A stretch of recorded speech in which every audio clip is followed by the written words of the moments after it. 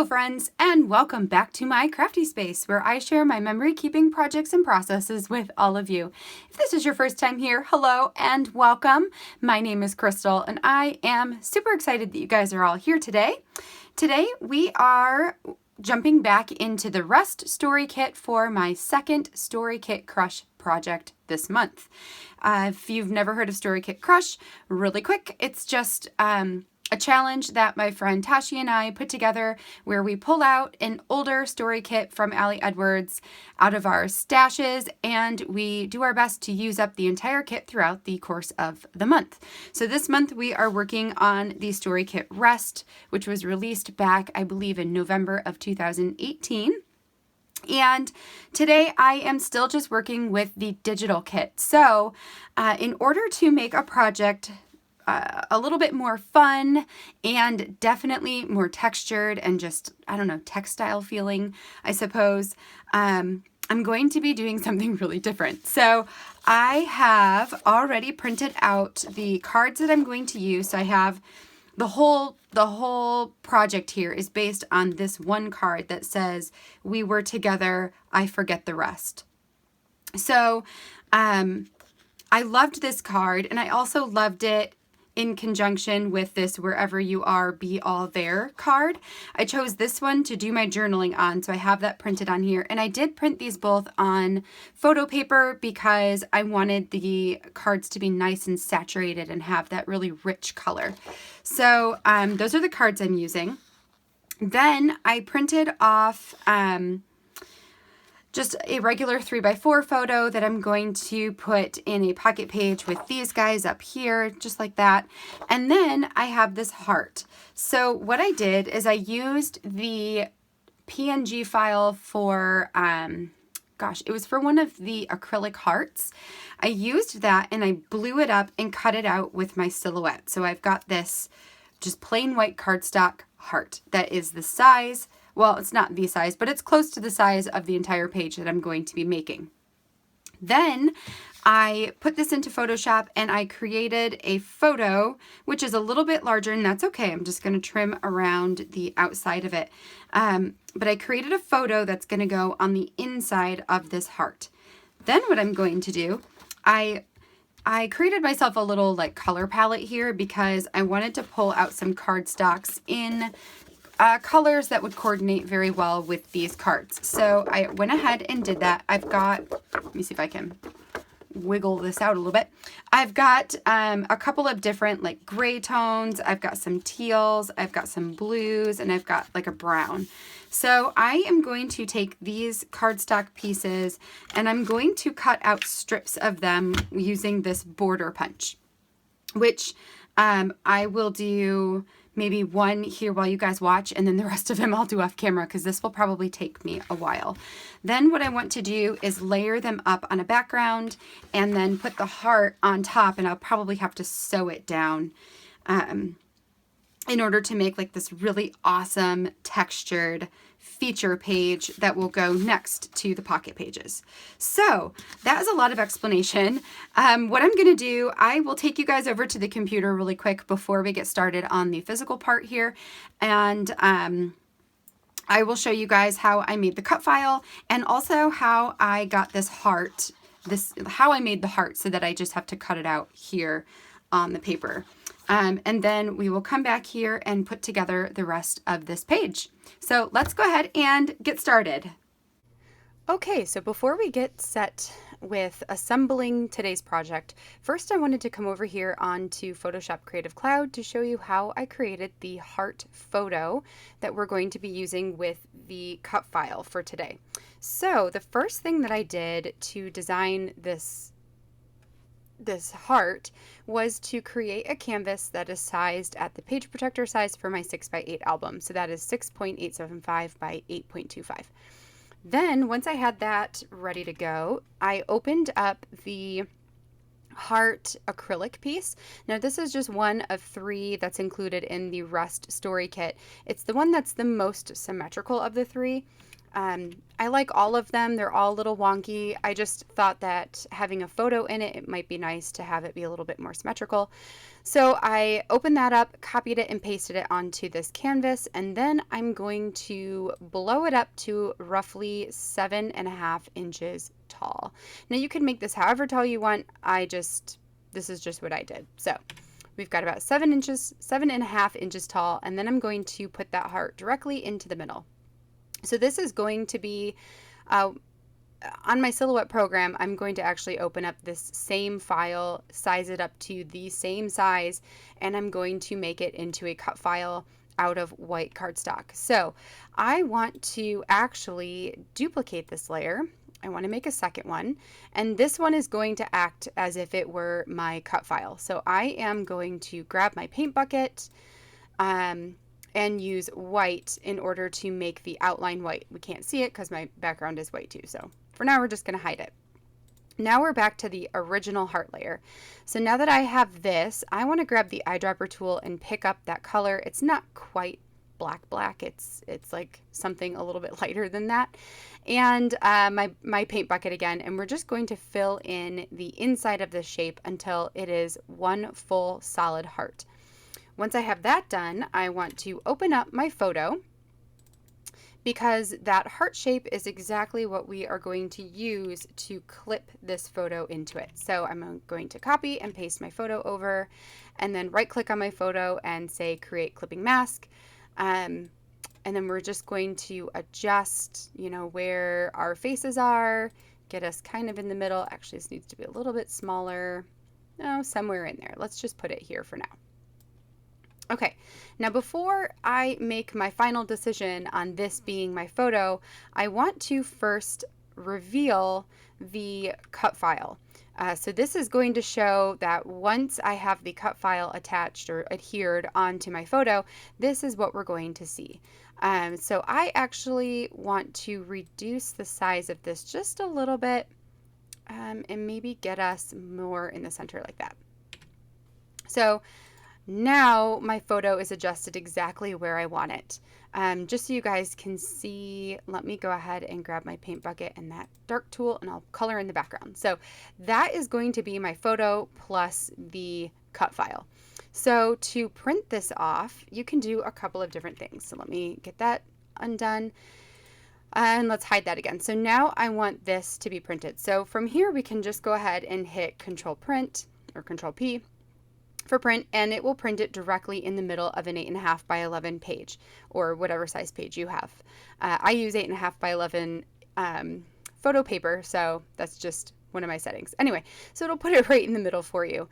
Another option is to take this heart and actually put it on a different page in order to print more than one element at a time. So to do this, I just select both my layer, my shape layer and my photo layer, right click on them and merge those layers together. Now this is just one file that I can copy, and let's say I'm going to put it on an 8.5 by 11. I can paste it, and then we can just move it around, and I can add other stuff all around it. So, and then when I hit the print button, it puts it up in that upper left hand corner where I wanted it to go. And everything else will be here too. Okay, so that is the heart shape here. Really quick, let me show you how to create the cut file like this in Silhouette. It's actually really super easy. So all you are going to have to do with the digital files, of course, is to open up that same acrylic acrylic piece. Put your arrow in the corner and drag it until you get it to that 7.5 inches right there. And then we're going to trace it. So we're going to go over to the right sidebar, hit this little butterfly button, and then select trace area, put a box around that heart, and it's going to highlight yellow everything it's going to trace for cutting out, which is perfect. That's why it makes this one easy, because it's all solid. Then we're going to hit the trace button, select that original file, and just delete it right off of there, which, of course now, can we delete you? Okay, let's try this again. Delete. There we go. So delete that right off of there, and then adjust your cut file wherever you want it to go and send it over to your Silhouette. just like that. So super easy. That is how I got these pieces pre-made. Now let's go ahead and go back over to my craft desk and we will get this page assembled. All right, so we are back over at my craft table, and now we are going to get started on that textured side of this spread. So first I'm going to take a piece of plain white cardstock and cut it down to the page protector size. So that is 6.875 inches wide by 8.25 inches tall. Once I have that done, I can use that as my guide for how many strips I'm going to need of these border punches. Which I'll use that as I'm punching them out just to make sure I've got enough. So I'm going to show you how I do the first one on here, and then the rest of them I'm going to go do off screen. So basically I am just going to punch the entire side of, one edge of this paper. And then once I have the border, the border punch going from top to bottom of that first side, I'm going to pull over my paper trimmer and measure it to 1 inch wide. So that is from the point of the little circles, because there is a piece that will actually get punched right off, which is like it's like that little strip there at the very edge. You're going to see it come off right here. And then I will put it on my paper trimmer. I'm going to line up the ends of those little circles at the 1 inch mark and then go ahead and make my cut. And that's going to be one strip. So then what I did is I went off screen and I punched 4 strips out of every color. I have, let me count, 1, 2, 3, 4, 5, 6, 7. I have 7 colors. So yeah, I did 4 strips out of each of those 7 colors. There they all are in their beauty. So I am going to set aside all of my things. I will go ahead and adhere down the cut file on top of my photo. Normally I would just use like a tape runner, like a roller tape adhesive, but I am all out and have some coming in the mail hopefully this weekend. And so instead, I'm just going to use my Tombow Mono liquid adhesive, which works perfectly fine too.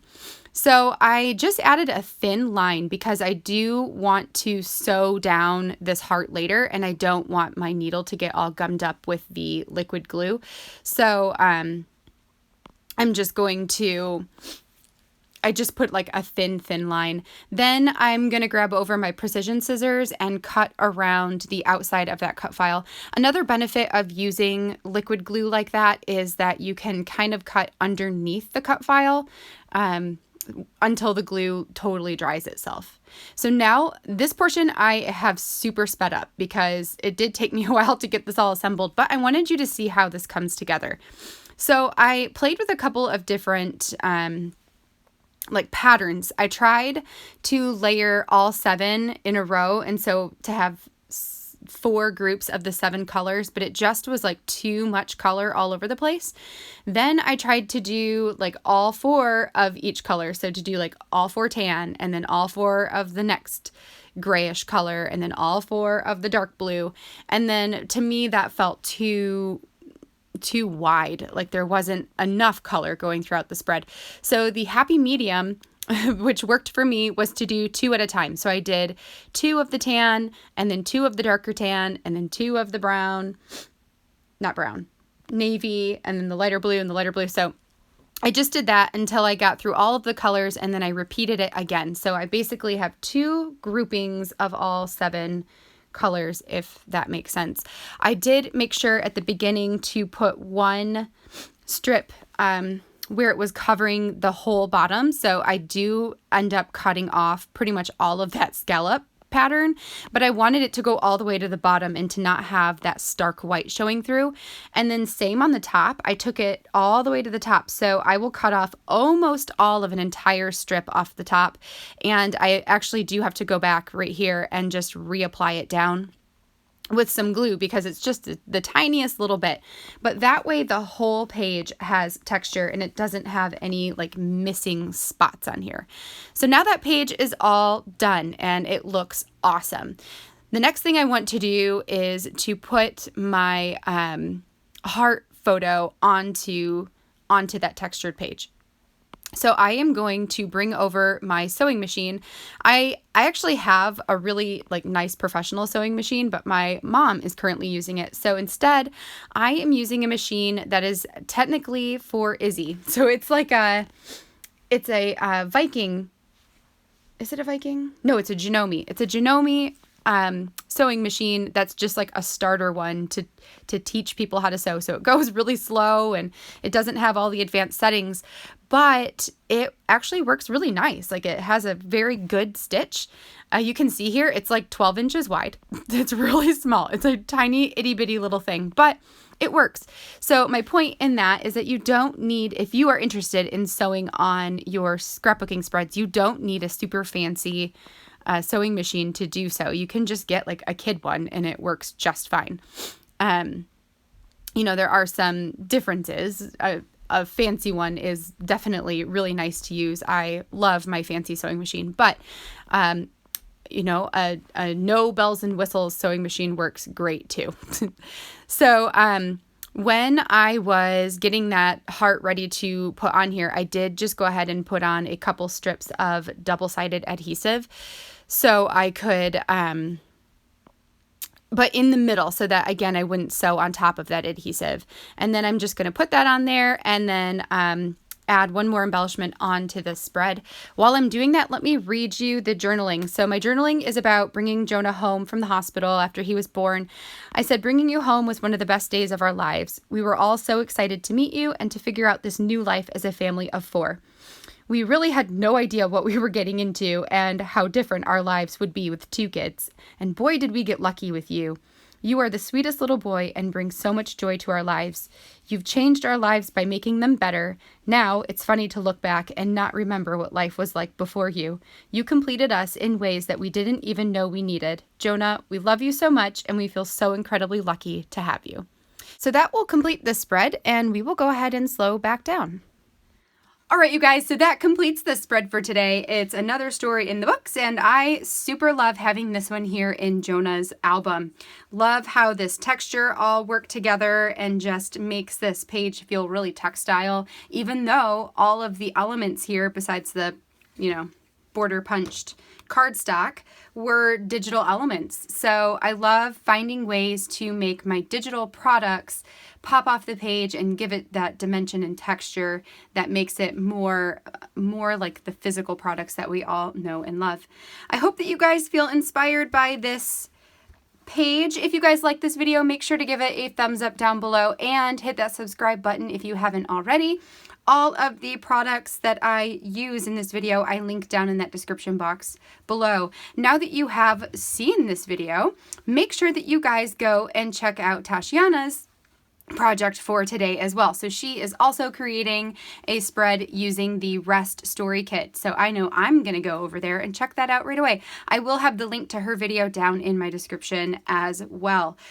All right, so that is going to do it for me for today. I will catch you guys in the next crafty video. I believe I have one going up tomorrow for a pocket page notebook. Until then, I hope you guys have a great weekend and I will catch you in the next video. Bye now.